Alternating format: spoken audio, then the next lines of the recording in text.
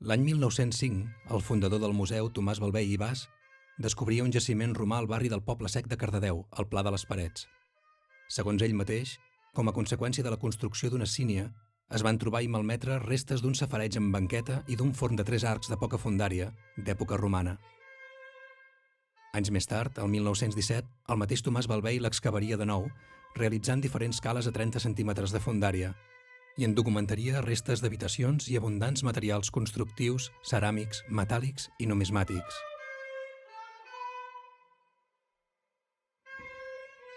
Degut als pocs recursos econòmics del moment, les restes immobles del jaciment foren cobertes de nou i part d'aquells materials trobats van passar a formar part de la seva col·lecció d'arqueologia, que ara es conserva al museu.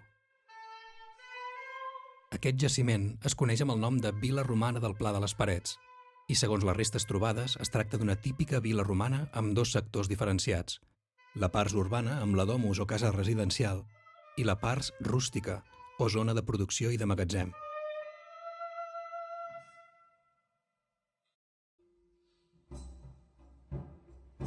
Una vila era un centre d'explotació agrària i ramadera on també s'hi feien determinades activitats de transformació de productes agrícoles, com podien ser el vi o l'oli. La part residencial era una casa gran, amb totes les comoditats del moment, i decorada amb marbres i mosaics.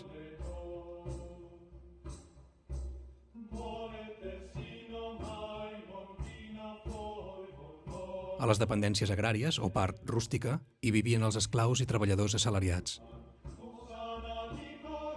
Entre els materials arqueològics que s'hi van trobar, en destaquen uns pivots d'àmfora que, juntament amb estudis actuals sobre la producció vitícola al territori, ens fan evident l'activitat econòmica de la vila, situada estratègicament a prop de l'antiga Via Sèrgia i la Via Augusta.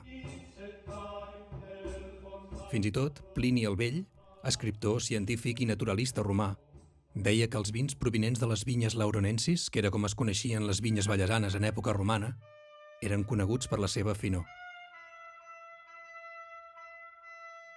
Juntament amb el conreu de cereals, la vinya estava estesa pel territori vallesà, ja que s'adaptava bé als terrenys secs del Mediterrani.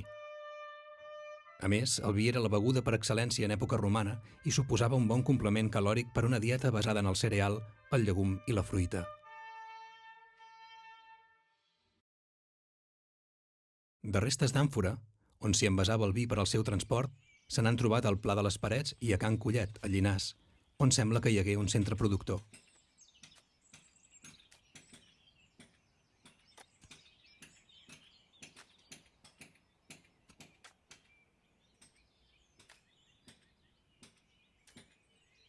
Algunes d'aquestes àmfores estan marcades al pivot i s'hi poden llegir les inicials NI, o també IN, LA o PRI. Aquest segell o marca sembla ser que era un registre de fàbrica amb una funció identificativa de l'obrador. Aquestes troballes arqueològiques no només ens parlen de l'atuell o del centre obrador, sinó que també ens permeten conèixer quins eren els conreus vallesans en època romana, així com el tipus d'alimentació o la importància del comerç amb altres regions, gràcies a les vies de comunicació romanes i a la proximitat amb els ports d'Iluro, Mataró, o Betulo, Badalona, situada a la desembocadura del riu Besòs. A l'exposició permanent Tomàs Balvei col·leccionista del museu s'hi poden veure algunes d'aquestes restes arqueològiques que et convidem a visitar.